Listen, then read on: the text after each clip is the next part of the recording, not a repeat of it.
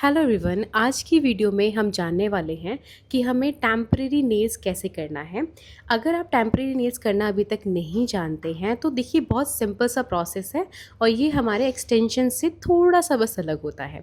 Extensions हमारे permanent होते हैं और टेम्परेरी नेल्स हम कुछ दिनों के लिए ही अपने नेल्स के ऊपर रखते हैं।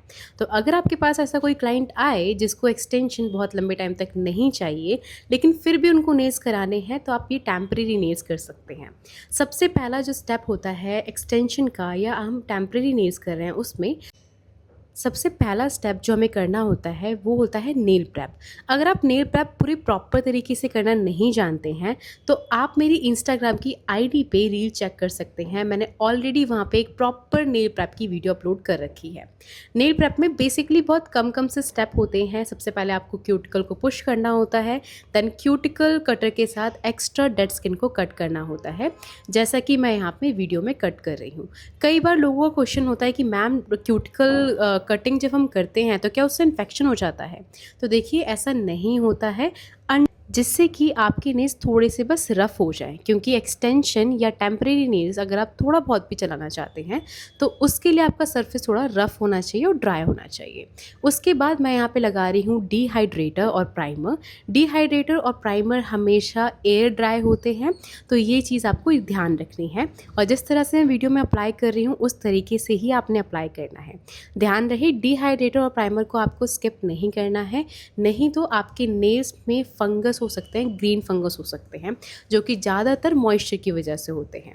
आफ्टर नेल प्रेप हमारा सेकंड स्टेप होता है टिप की एप्लीकेशन, जिसके लिए मैं यहाँ पे राउंड वाली फुल टिप यूज़ कर रही हूँ। एक तो इनका साइज़ बहुत छोटा है और साथ ही साथ बहुत ही कंफर्टेबल रहते हैं अगर कोई भी क्लाइंट नई या पहली बार एक्सटेंशन करा रहा है या नेल्स करवा रहा है तो।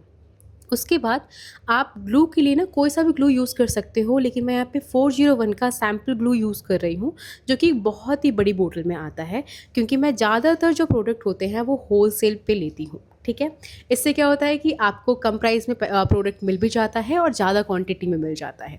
उसके बाद हमने क्या करना है, जैसे ही हमने टिप को मेज़र करके स्टिक कर दिया है, फिर आपने जो नेल का शाइन होता है उसको रिमूव करना है सॉफ्ट बफर की हेल्प से। याद रखना है फाइलर यूज़ नहीं करना है और ना ही हार्ड बफर यूज़ करना है, हमेशा सॉफ्ट बफर यूज़ करना है ताकि आपका जो नेल है वो हल्का स्मूथ रहे नेल की जेल की एप्लीकेशन से पहले।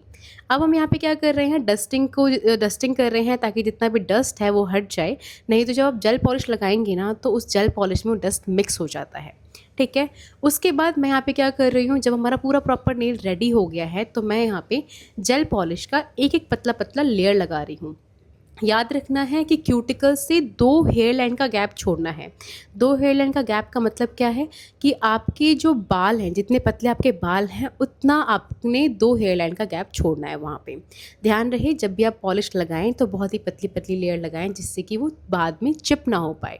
कई बार लोगों का क्या प्रॉब्लम होता है कि उनकी नेल पॉलिश चिप्ड हो जाती है कुछ टाइम बाद, तो आपको ये प्रॉब्लम ना आए इसके लिए आपने जेल पॉलिश को पतला पतला लगाना है।